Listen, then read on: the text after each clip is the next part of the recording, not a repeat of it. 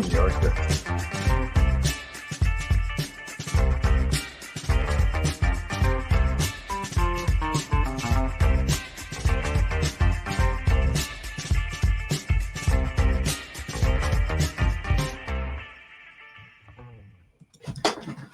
And welcome back. Good morning, good afternoon, good evening, wherever you happen to be.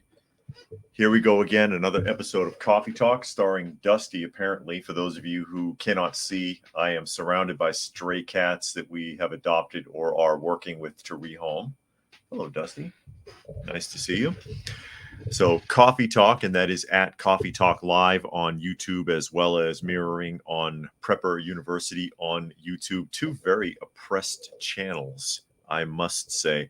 And you can also find me on fistfulofradio.com, fistfulofradio.com, podcasting out of Atlanta Monday through Thursday at 4 and Friday at noon, as we read through some of the contents and see who is joining us live on the YouTube today. And I always do try to read through as many comments as I possibly can, or as realistically as I can, so that people who are listening and not watching know that I'm not just insane and talking to myself. I see that Spectre is here, Dragon is here, D-Lo, Keisha, Johnny, who says driving but listing, just finished annual federal qualification with firearm to keep my job. I passed. I hope so. Helter is here. Monkey says he'll be listening for the time being. Zane is there. Yes, I have many cats afoot. They're tearing up all over the place, as you can see. They're being very rambunctious at the moment. Urban is here. Stacy. Boogers. Zane says the Ukrainians blew up a Russian submarine. I wonder how they managed that. Do the Ukrainians have a navy? If they do, we probably gave it to them. As we get ready to... Wow, they're really at it. As we get ready to tear into the news here in a few moments and give everybody an opportunity to catch up and to get in here as more people are pouring in. I see the warden. He says, good afternoon. Not everybody comments, but, I try to give people a couple of minutes to get in on the broadcast if they're going to be viewing it live on Coffee Talk. Again, that's at Coffee Talk Live on YouTube, or Prepper University on YouTube. Two of the most crushed and oppressed channels on YouTube. Maybe not, but it sure feels that way sometimes. There's Armored Ghost. Thanks for joining us today. We have some interesting snippets from the news to take a look at as we get the afternoon started. It is 2 p.m. Eastern Standard Time, where I am in the middle of nowhere, which is a good place to be sometimes. Sometimes you don't want to be too close to the action. And the first thing that caught my eye is about the New York Supreme Court. And Antonios says, you heard about the aliens in Mexican Parliament. No, I did not. I did not hear that. And Bingo is here. Armid says steak is still Biden inflated at $14 a pound. This comes from the Washington Examiner, and it talks about the Supreme Court of New York. It says Supreme Court allows New York ammunition background check to take effect tomorrow. They're adding a so-called background check, which of course you already have a background check. It's called the Brady Bill. It's been around for decades. But they've added something extra, and they've turned it into a fee so that they can tack on an extra expense to people purchasing firearms and ammunition. And it's causing problems with gun shop owners in New York, obviously. What doesn't?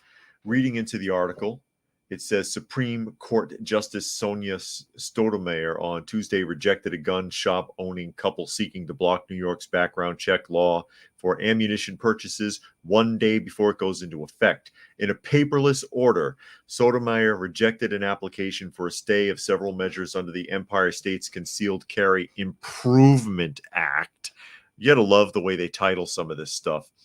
which was signed by Governor Kathy Hochul. Of course it was. Last July, in response to Justice Clarence Thomas's 6-3 decision striking the state's century-old restrictive gun permit regime.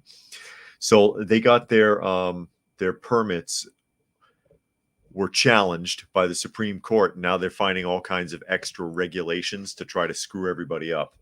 Husband and wife plaintiffs Nadine and Seth Gazzola sought to stop provisions of the CCIA, including regulations that would require clients to pay for background checks for private gun sales, among other measures they said would put them out of business without action by the Supreme Court. At least 9 other gun shop owning plaintiffs and are grouped into the lawsuit. Of course they are. The requirement for ammunition sales goes into effect on Wednesday and forces purchasers to pay background check fees of $2.50 for the sale of ammunition and $9 for guns, which helps fund the new program overseen by the New York State Police Department. It's a computer. It's a computer database. Do you need that much money? They don't need it, but they want it. Some measures of the law began as recently as September 1st, including a requirement for dealers to maintain a physical or electronic record of gun purchases and sales documents. Some of the rules predate the 2022 High Court ruling. They want them to keep records so the ATF can go in there and bully the gun shops and try to confiscate those records, which has happened in many states over the last few years. As we catch up some of the comments here. And Doc Galt says, just tuning in. Thanks for joining us. Zane says the reptilians are real. Oh, they're talking about aliens in Mexico. They want to register every round you shoot. Indeed, they do. And Zane says, just like Japan. And Cruising says, the only way you're improving concealed carry is when the fall comes by and you can wear more layers for better concealment. Yeah, really. All People has joined us. PV has joined us. And Doc says, get out of the blue states, go to the red states. Not everybody can afford it. You know, it's not easy to just pick up and move.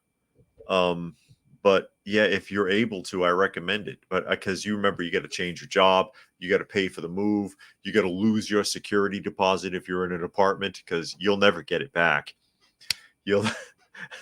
I joke, but I've never heard of anybody actually recovering a security deposit. There's always something. It's a big hassle to move, and it's expensive. Doc says, yeah, he had just read that. Urban says, first UFO evidence was unveiled in the States. Now the Mexican Congress was shown evidence of actual aliens. Next will be Canada. It will be something big under the ice, I'm sure. LOL. Yeah, it's a hoax. Helter says, yep, that's it. The politicians keep pushing law-abiding citizens like it won't have any effect on public safety. It's just another way for the state to grab money. PV said that's the screws tighten further. Indeed.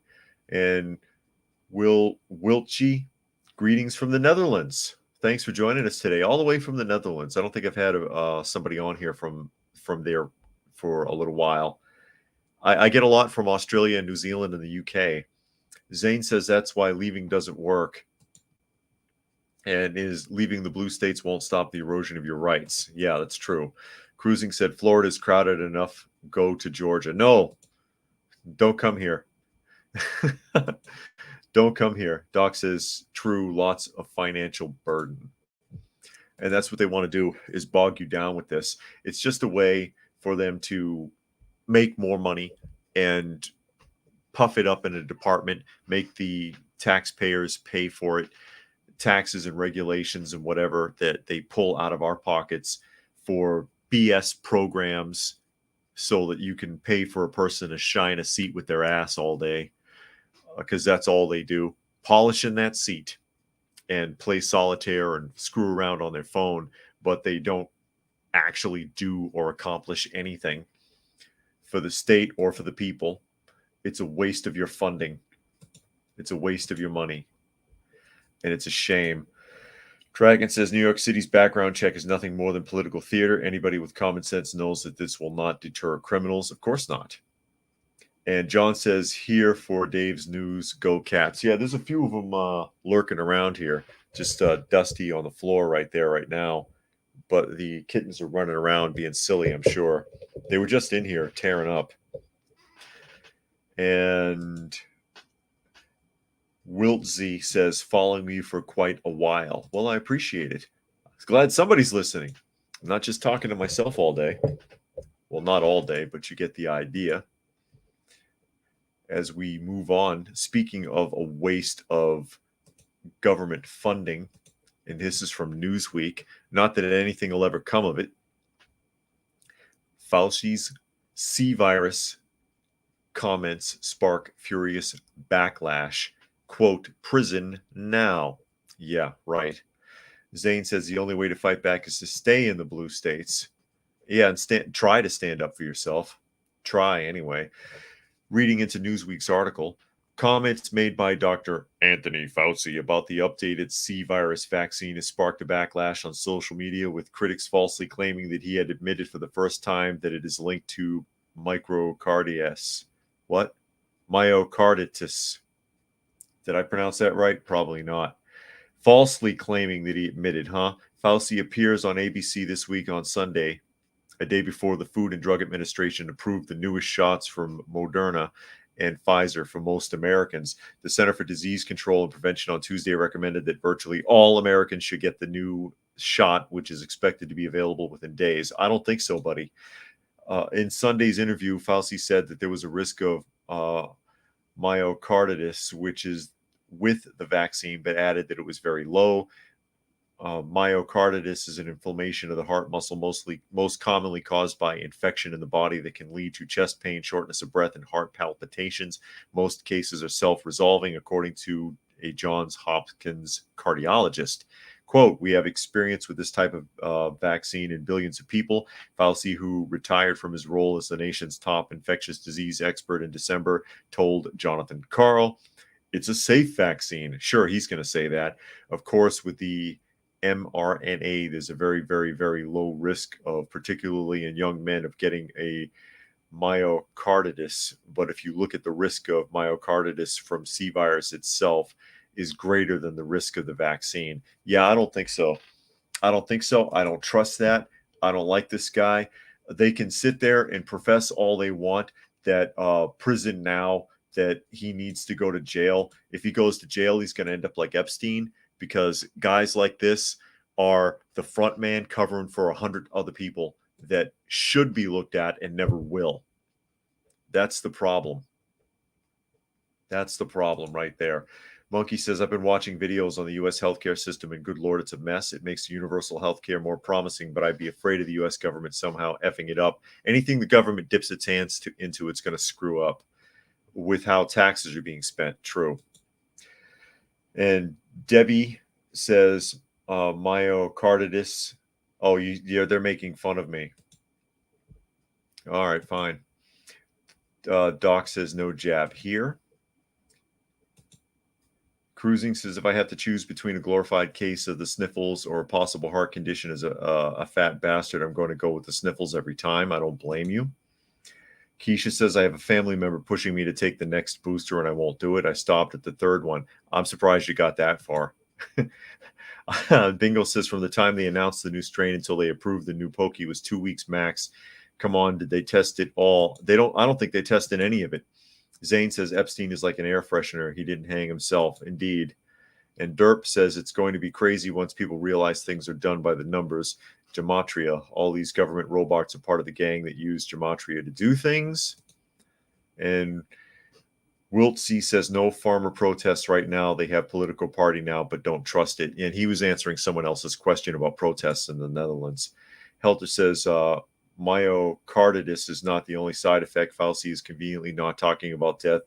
Guillain-Barre syndrome, seizures, and litany of other adverse events. And I have another point to make here as I wrap up the comments. PV says should use all those jabs on the immigrants. God only knows what they're bringing in. Yeah. Well, here's the thing. Now, you remember a while back I talked about Wegovy. It's the prescription weight loss injection treatment. And I showed the Wegovy, I think it's Wegovy, right? That's how you pronounce it, is the commercial that we showed. I showed it to you, and it's like a minute and a half long, and half the commercial is like these crazy side effects. Wegovy is already tied up in lawsuits from death and from serious injuries and permanent defects caused by the shot already. And remember when I was showing this, because Wegovy is a brand new drug, just been approved by the FDA, just put on the market a few months ago for prescription weight loss treatment. Just put out a few months ago. I'm already hearing on the radio, if you used Wegovy and you had this, this, and this, you're entitled to compensation. It's like, damn, that was quick already. That was quick. And we're supposed to trust this stuff? You're gonna some foreign substance that they're gonna inject into your body, and oh, wink, wink, nudge, nudge, no problem. Government says it's cool. Unbelievable. Urban says 2 words, Nuremberg Code. Yeah. And Wiltshire says 22nd of November, we have new elections. Cabinet has fallen. Stacy said they remember. And Warden says myocarditis. Yeah, I wasn't familiar with the term, so I wasn't sure if I was reading it correctly. Cruising says my family tried to get me to start doing these shots for weight loss and couldn't understand why. I was like, hell no. Some people learned nothing from the C jabs. Yeah. So already there's lawsuits that people are getting desperately sick, dying, having defects in their bodies that quick. And at the time that I showed that commercial to, on the podcast, the Wegovy was sold out.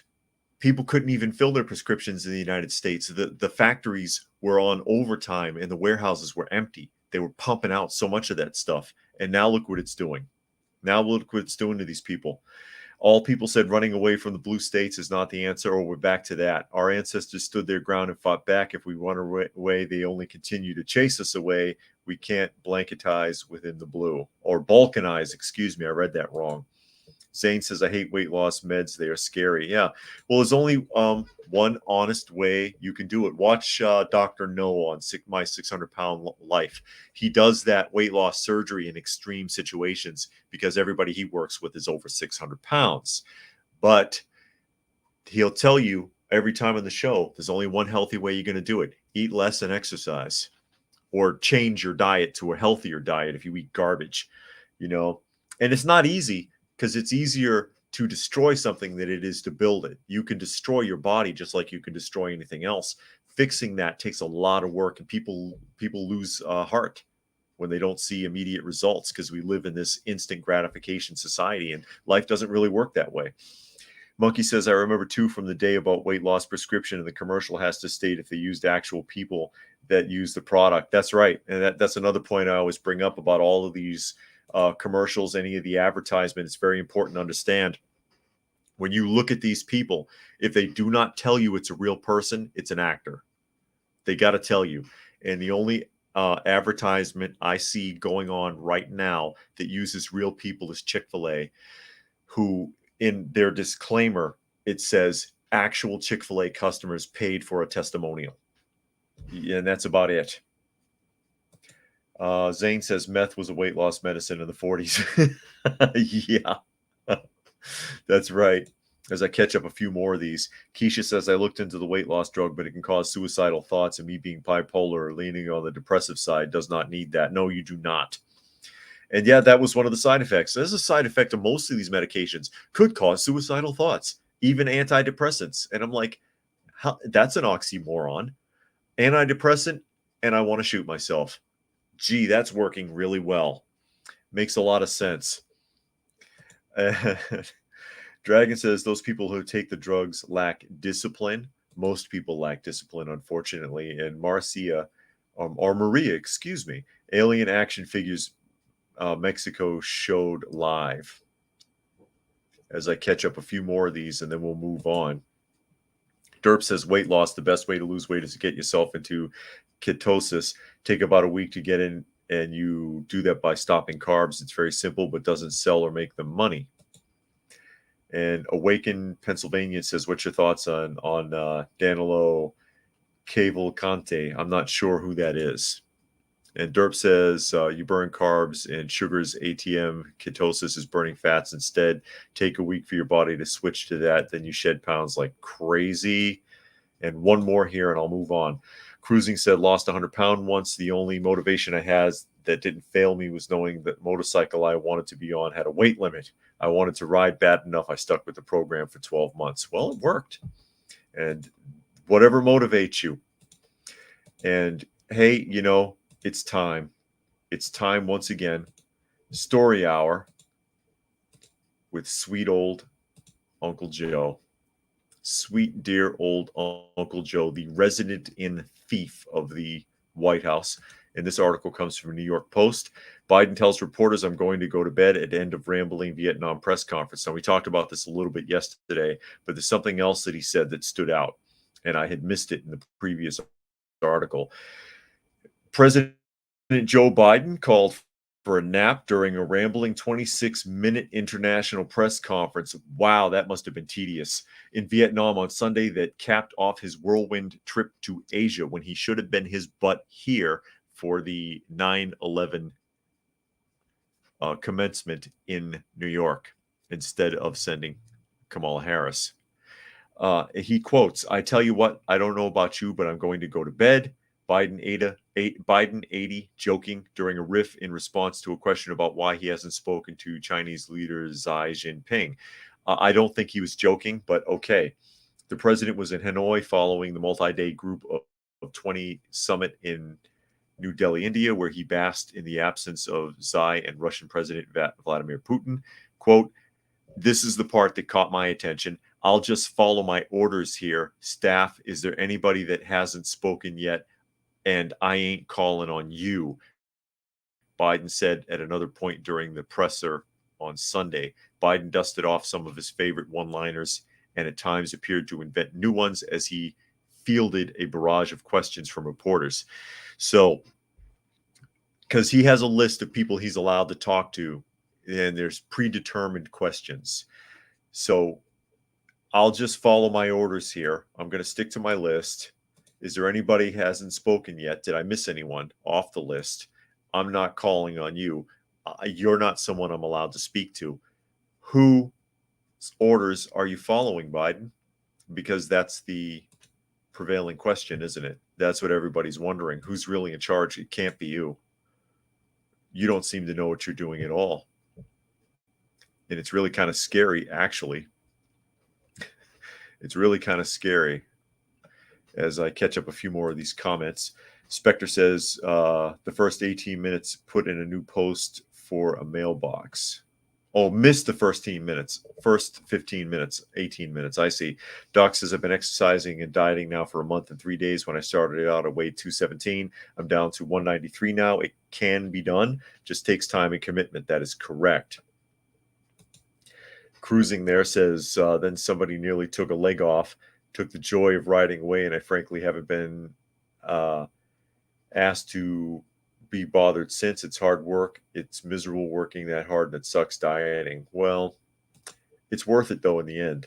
And Awakened says he's a prison escapee from PA. It made big news. Oh, is that the guy? They caught him today, right? I don't know too much about it. I didn't recognize the name, but now I know who you're talking about. But I didn't fully read the story. Maria said, yeah, I saw he mentioned third world after he said he was going to bed. Urban said, Biden's story hour followed by a juice box and an afternoon nap. Yeah, no, you get an ice cream. PV said he needs a one-way trip to the vet for that magic injection. Such an embarrassment. And Doc said Biden needs an ice cream cone and a blankie. There you go. And Stacy said, have you heard of Project Blue Beam? If you have, what are your thoughts? I don't know too much about it. And Zane says, I'm worried the next election will result in a civil unrest, period.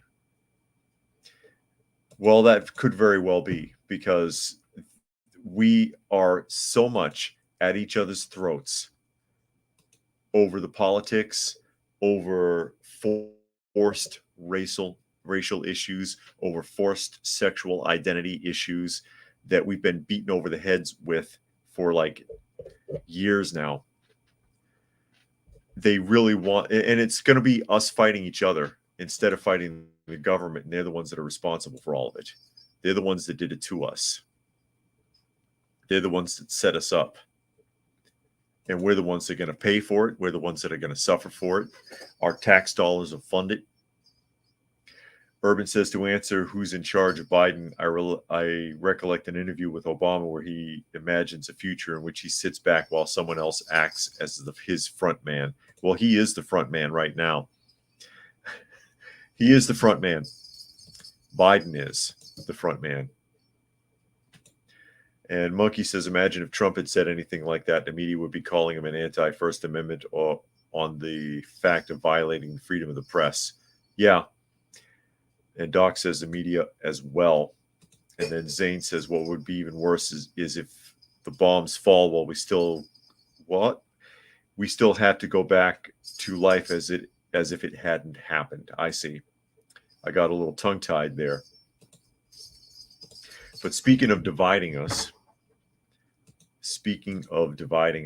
as we move right along, and this is interesting, and this is from Fox News, and this is talking about Virginia. Virginia School District changes grading policy for students who fail to turn in assignments. And if you hear jingling, it's one of the cats has brought a little toy bell into the room, and he's running around with it in his mouth. And I have a huge pet peeve when it comes to public school. Public school is a disaster. It's a failure system, and it's a money pit. It's one of the biggest money pits in government, and they just keep shoveling money into it, and it keeps failing and continues to do so, and nothing's being done about it. Reading into the article, and again, this comes from Fox News. Teachers at the Fairfax County Public Schools in Virginia may now give students zeros for not turning in assignments, a change to a previous policy that made 50% of the lowest grade students could receive for not turning in their work. A grade of 50% will remain the minimum grade that teachers are allowed to give for submitted assignments. FCPS teachers also have the option to use a rolling grade book, which differs from a traditional grade book by giving students opportunities to retake tests on material from past quarters to have their grades updated or replaced, according to Fox 5. The lowest quarter grades teachers can give a student under the traditional grade book is 50%. Students who make a reasonable effort to finish an assignment also can receive no lower than 50%. The changes were implemented using input from students, teachers, parents, caregivers, principals, and staff. I don't think that students should be included. Parents, absolutely. Not students. You don't ask the student what they want. They're going to ask for the easiest thing. FCPS faced criticism last year from parents who argued that the district's grading policy made it easier for students to achieve higher grades. And that's true. Some parents were concerned with the policies that the district said were created to give students additional opportunities to demonstrate proficiency, including unlimited test retakes and being allowed to turn homework in late. And, when you let them keep taking the same test over and over again, it's like playing the lottery. Sooner or later, they're going to get it right. The district said it will maintain the current late work policy, which requires teachers to accept major assignments up to 2 weeks late. Oh, wow. If I didn't get it in that day, I was done. And only permits a 10% deduction for that time period. In the 2024-2025 academic year, FCPS will be moving on from the 4-point grading system in favor of a 100-point scale. So your kids aren't doing good.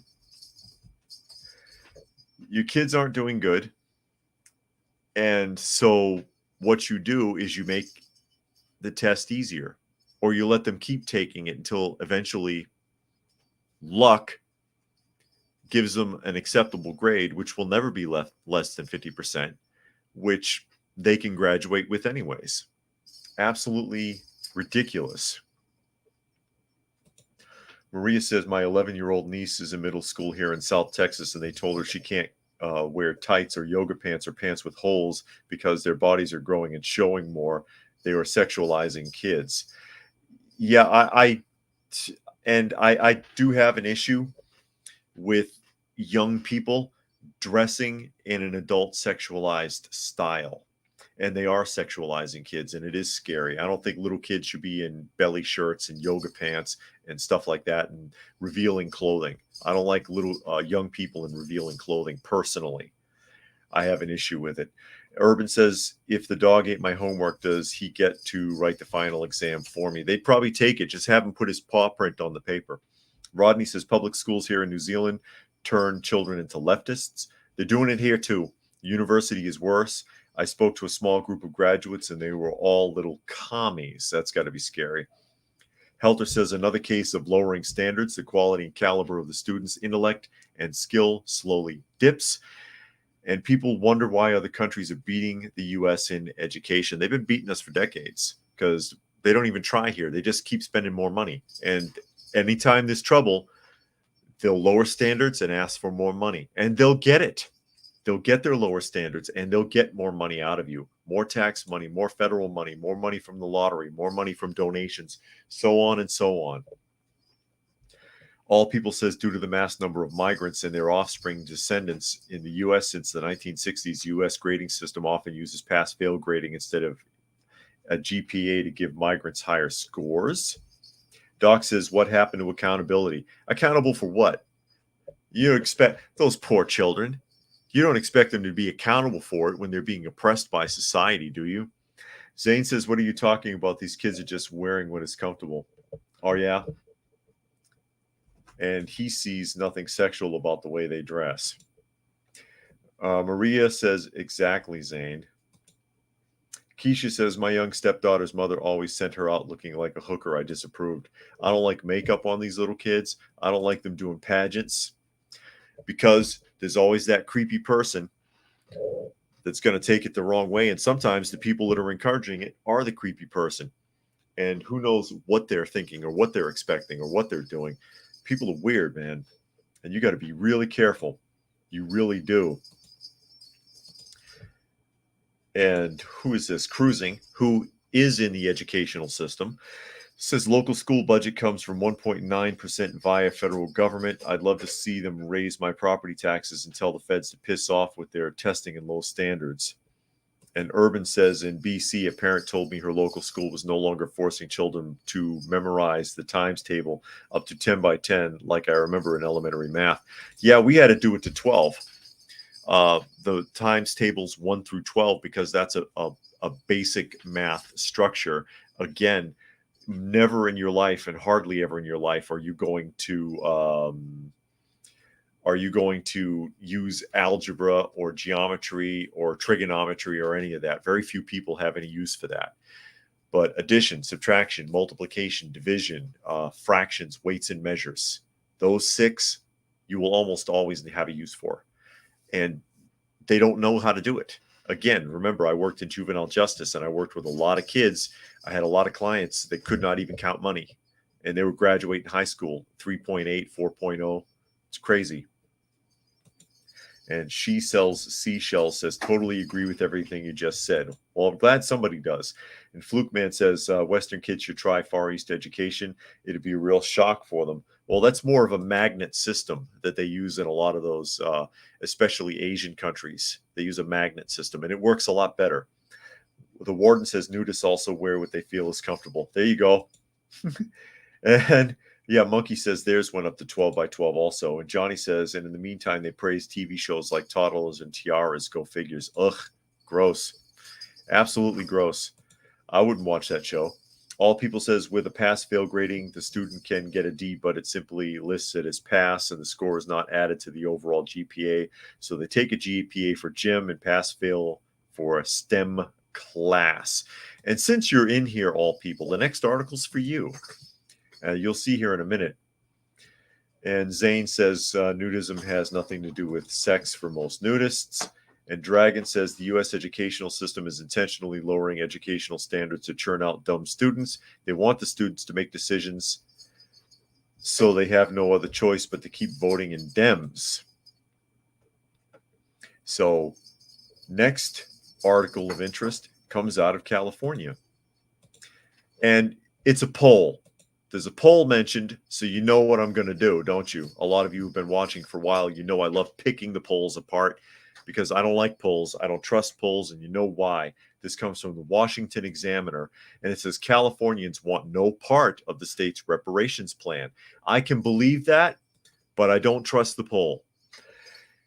Reading into the article, in case there is any doubt that California's Democratic leaders are far more radical than the state's residents, Californians have made it clear that they are resoundingly opposed to reparations payments. So am I. You all know why if you've been watching long enough.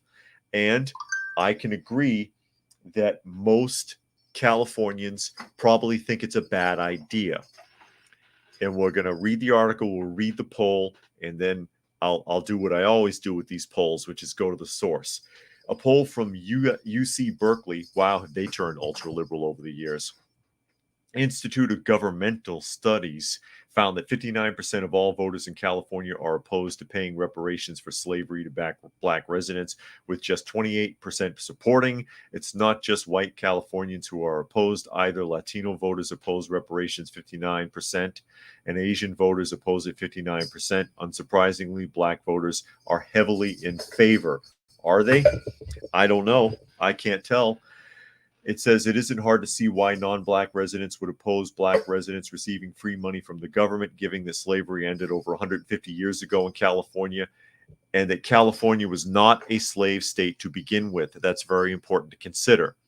The idea of reparations was a byproduct of the Black Lives Matter riots of 2020, where California Democrats got out over their skis in their pursuit of being the progressive model for the rest of the country. Where's that money going to come from? Well, you're going to pay for it, of course. And I'm skimming ahead here, and there's an important point made. The result is a reparations plan that would cost nearly 3 times the state's annual budget and contains provisions that have nothing to do with slavery, including abolishing cash bail, pushing rent control, and increasing the minimum wage. And if you think 59% opposition to reparations is bad, imagine what it would be when Californians are told that the state would likely have to cut more programs and raise taxes to account for the costs at a time when it's already cutting programs due to its budget deficit, and when Californians are already fleeing the heavy tax burden. All people's going to love that one. As we catch up a couple more comments here, and then I'm going to jump. My problem is that I never trust. Look at that ball out of here. You're making a lot of noise, guys. I never trust polls. I can believe it that most Californians are opposed to this because they know what an incredible tax burden it's going to be, if nothing else. But I don't trust their poll. I'll read a couple comments, and then I'm going to go to the source. All People says the federal title funding provides more administrative money for school districts with the most failed students, so there's no incentive to actually teach students. And that's true.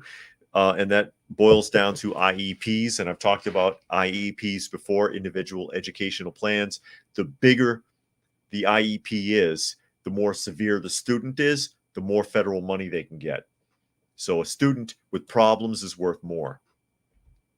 Helter says they are instituting collective punishment for something many people in the country were never a part of, didn't benefit from, didn't want, or fought against. Good point. Good point. Cruising says, can I get $5 million for the oppression of my Italian family in the early 1900s when shops refused to hire Italians the way they refused to hire Irish before that? Good point. Also, a lot of people aren't aware.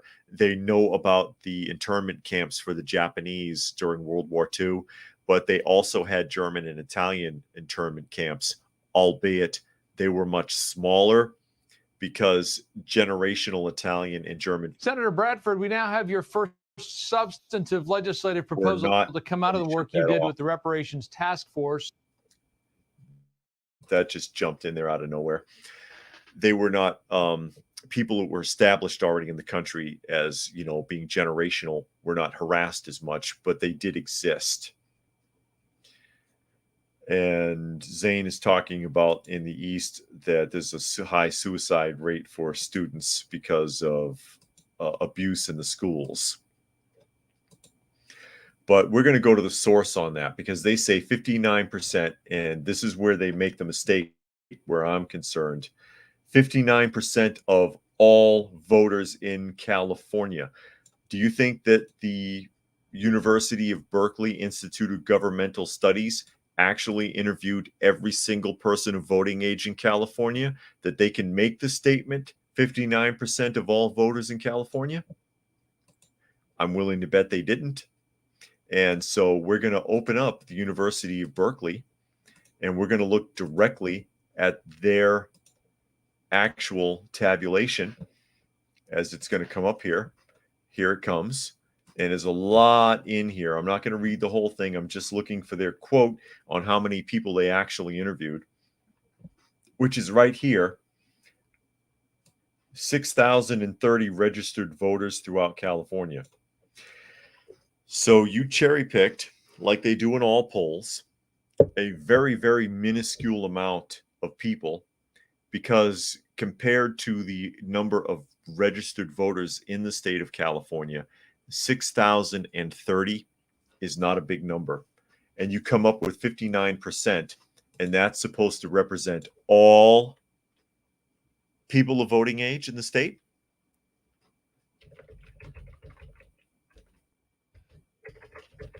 And how many people live in California? I'm trying to see how many people. I'm looking this up really quick. California's population is around 40 million. And out of those 40 million, how many people do you think are voting age? 25 million, maybe? 20, 25 million? Just a blanket number. And 6,030 people represent all of them. How does that work? Cruising says, speaking as a teacher, I know no teacher that goes to work in the morning and says, I want to do a bad job of this. Most want to teach and do well by the students, but have their hands tied. I can understand that. And Doc says, I'm part Jewish. Does that mean I can demand reparations from anyone of German descent? I don't think so.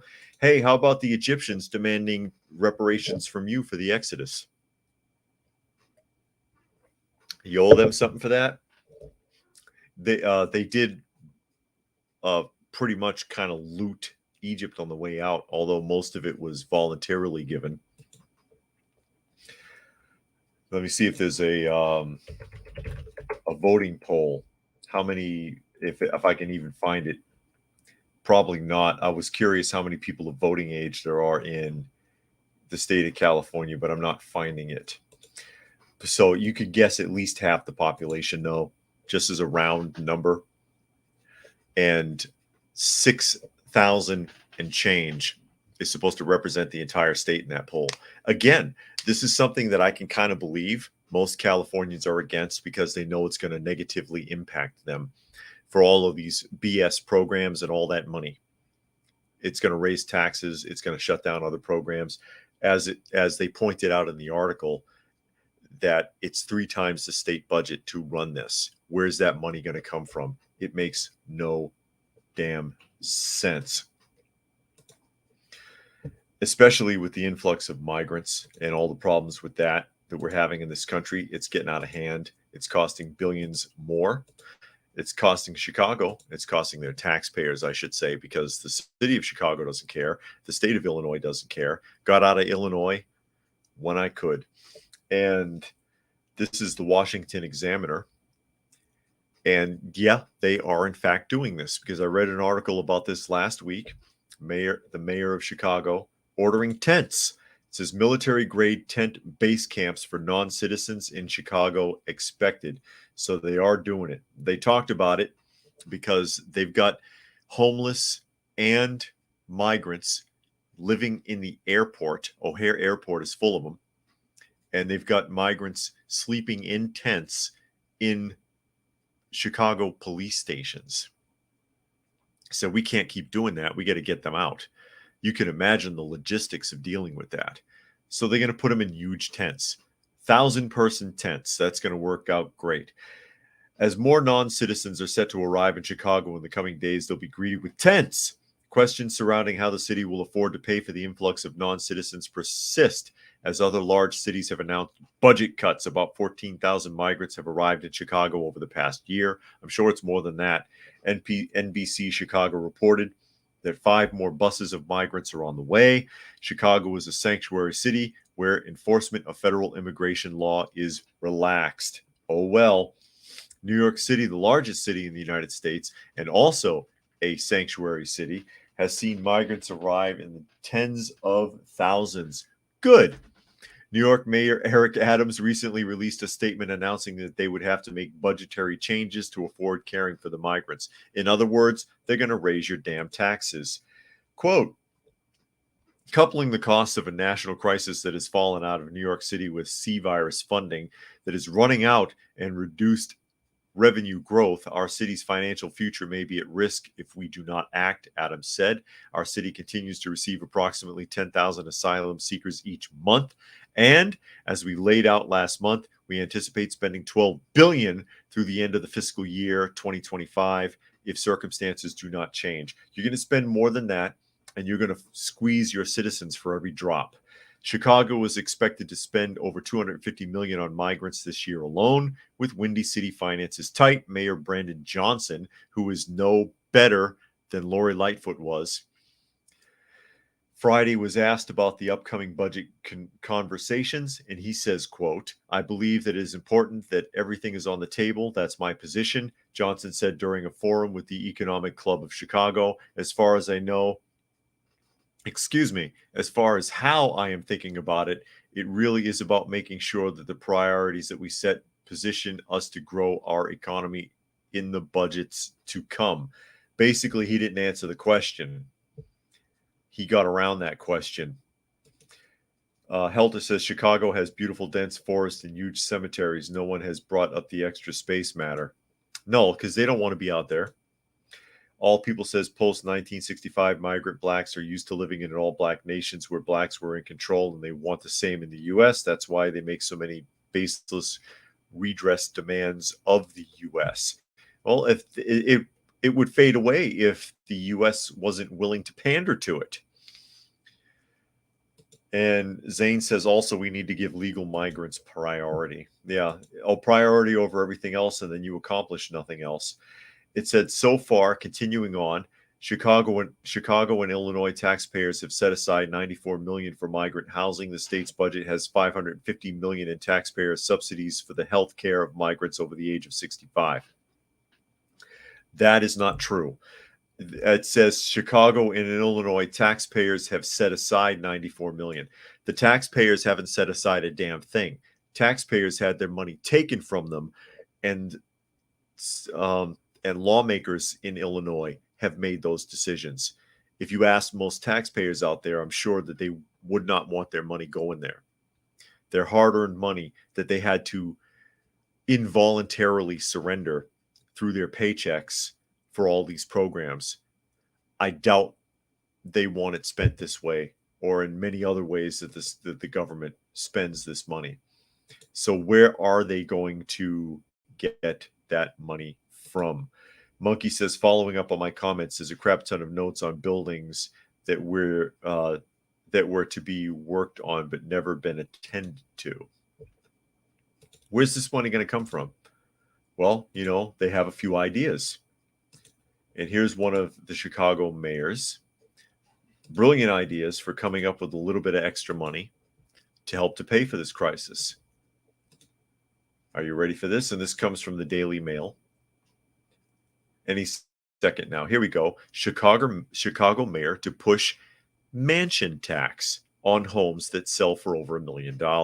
Is anybody still buying a house over $1 million in Chicago or Illinois at all? Chicago and Illinois, even when I was still living there, their census was lower and lower each year because people were leaving because of the high taxes primarily. Chicago mayor, it says Mayor Brandon Johnson is pushing a mansion tax on sales of homes of more than $1 million as his administration continues to push higher tax on households earning over $100,000. The newly elected mayor, who took over from his disastrous predecessor, Lori Lightfoot, in May of this year, hey, guess what? It's going to get worse, wants to push a hike in taxes in order to fight homelessness in the city.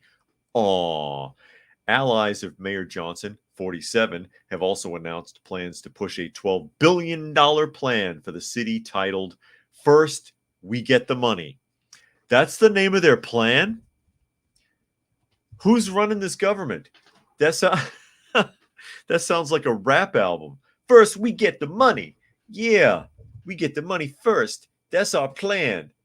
Word.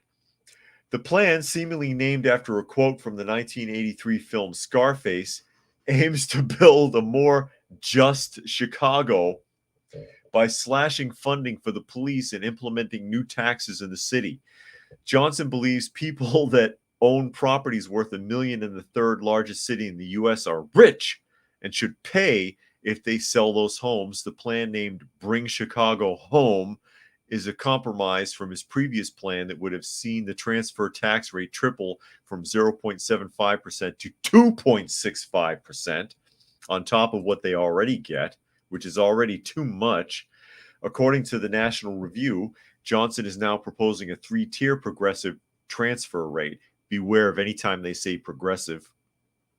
This means that the sales below 1 million would see the tax cut from the 0.75% to the 0.06%. So 6 point. Oh, is that 0.6? Where's the other decimal? You missed it. While property owners who sell their homes for between 1 million and 1.5 million would see tax raised from 0.75% to 2%. And that's a specific tax, but not an all-encompassing tax, by the way, because there's a tier system of taxes that you pay when you sell a home in any state. Where am I? Property sales tax of 1.5 million and above would see their tax rate quadrupled to 3% of the transfer amount. Yeah. Need more money? Come up with a new tax or new regulation. Insane. Absolute insanity. That's what this is. Urban says another way of looking at it, maybe it's just another version of garden variety nationalization of private property, not as direct as communist revolution, but in the long run, more effective. And Zane says every house in Chicago is over $1 million. It seems that way. Bingo says, got to punch out. See you tomorrow. Well, thanks for joining us today. Dragon says Johnson's mansion tax will drive out businesses and stop real estate development. And Doc says current rate is about 7% on a home loan. Who buys $1 million home right now? I have no idea. And Fluke Man says Lightfoot policies are lightweight compared to Johnson. And Zane says 1/3 are rich. That statement is rich. And Urban says, oops, Vancouver. And Doc says, too rich for my blood. I don't blame you. Warden says Chicago is about to become a world-class hellhole. Too late. It already is. And PV says, with the advancement of tech, most of these illegals will be consumed into either low-skilled jobs or organized slave labor. If there's any difference in that, not much. And Helter says that money will be used to house illegals, not homeless citizens. Well, they're considering the illegals as homeless, and that's part of the problem. Chicagoites failed to realize they voted in a fool as mayor. And Cruising says, too late, killed me, choked on my water. Yeah, it's too late, though. It's much too late. It's already ruined. Already ruined. And it's a mess. It was a mess when we were there. We were paying insane taxes already, thousands and thousands on property tax that are paid every year. So much so, I don't know how some people are managed to stay in their homes, how they can afford it. You know, if you lost your job, you could lose your house. The state will swipe it out from under you and sell it in a sheriff's sale. And one more article here, just to show how foolish American politics can be and not understanding the difference between rational, logical, and analogical thought processes, which is something I bring up quite a bit. All People says Chicago, Illinois, a city that's been flooded with Haitian, Caribbean, Afro-Latino, Nigerians, and African migrants since the 60s, wants to slash police funding. You can't make this stuff up. Yeah, that's how they're going to solve the problem. Cut state funding and have more people on the streets. Fluke Man says rich doesn't necessarily mean you can afford. You can give more money away. Rich people can still have debts, big spenders. Their financial situation can do a 180 if they lose their jobs. Yeah, just because they have a lot of assets doesn't mean they have a lot to spend or can afford more. basically. They can be teetering for a variety of reasons. Monkey says, if you want to see how bad New York City is, look up NYC urban decay and you'll see how bad it is. And Cruising says, I'd love to see a coffee talk for your perspective on drift ruining the U.S. lifestyle, drift, mission drift, and definition of drift. And we'll do one more here. This is from the Daily Mail. Iranian president laughs at the Biden administration by saying he'll use $6 billion from hostage deal on whatever he wants and not just on humanitarian trade as the U.S. I'm going to read this article. There he is right there, laughing at the U.S., and he has good reason to. Iranian President Ebrahim Raisi, if I pronounce that correctly, says his country will use $6 billion in unlocked funds wherever we need it, rejecting a limitation in negotiations with the U.S. that limits the money to humanitarian purposes, whatever the hell that means. Raisi's comments in a sit-down with NBC News in Tehran comes a day after the Biden administration, thanks Biden, listen to this, announced the extraordinary deal that would free 5 detained Americans while unlocking the funding for Tehran. In the interview, Raisi told the network's Lester Holt, that the need of the Iranian people would be determined by the Iranian government, after being asked specifically if it would be for humanitarian purposes, including food and medicine, in a country hit by crippling inflation and economic sanctions. This money belongs to the Islamic Republic of Iran, and naturally we will decide, that is, the Islamic Republic of Iran will decide to spend it wherever we need it. How to spend our money, of course, is under the authority of the Islamic Republic of Iran, he said.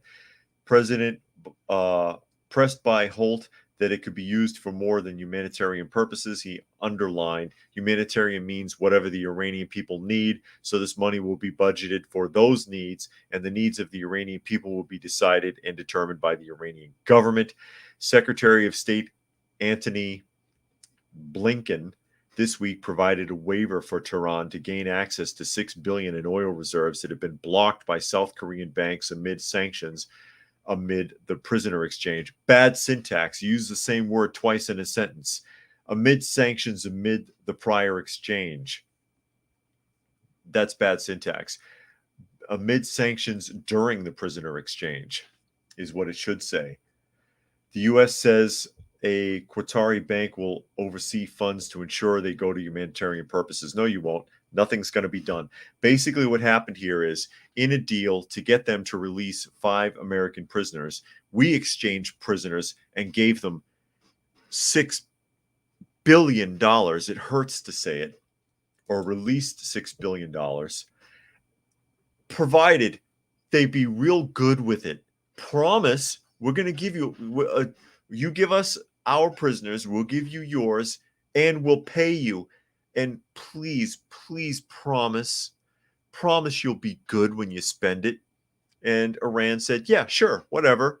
And now they're like, hey, Biden, blow me. We're going to spend it however the hell we want, because it's our damn money now. Haven't learned a thing. American politicians have not learned a thing in decades of dealing with these people.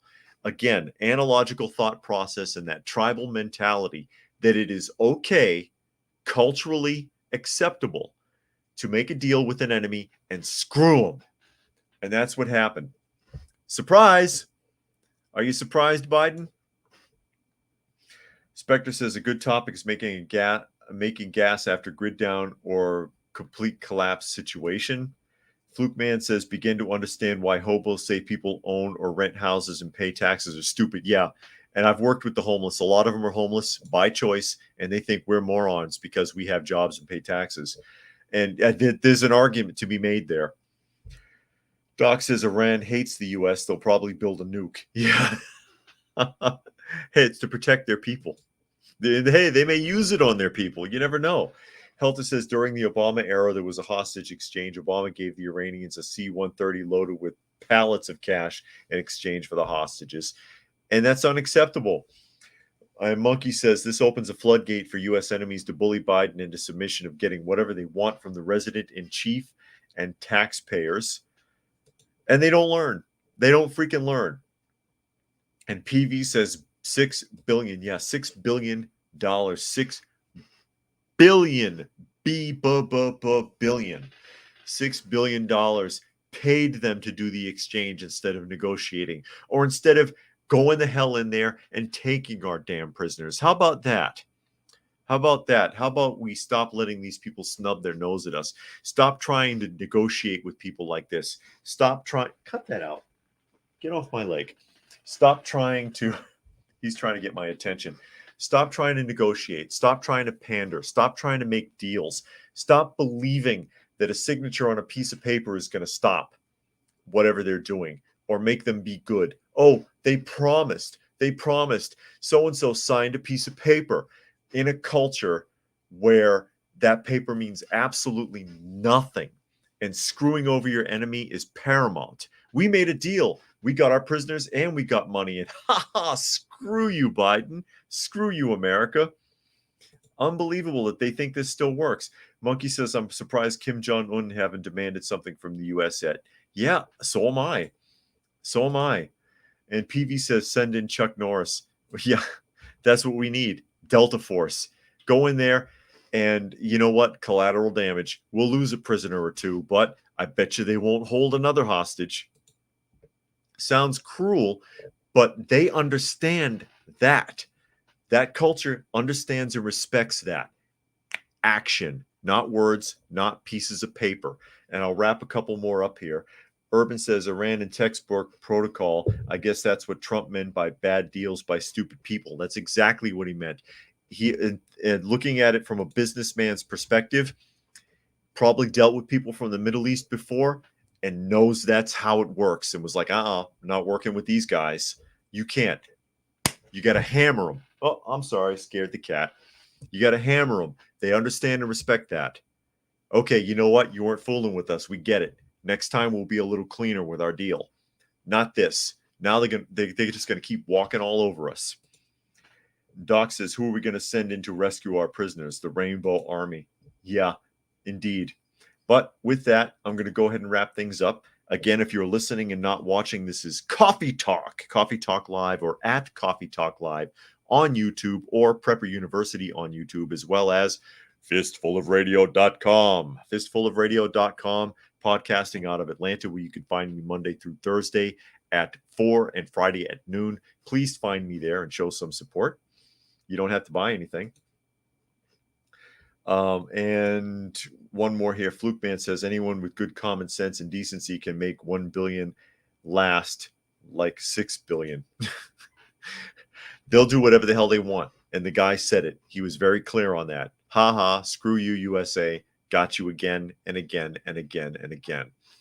But thank you, everybody, for joining us today. Hope you got something out of the live stream, got something out of the conversation. We will do this again tomorrow, and hope you have a good rest of your day.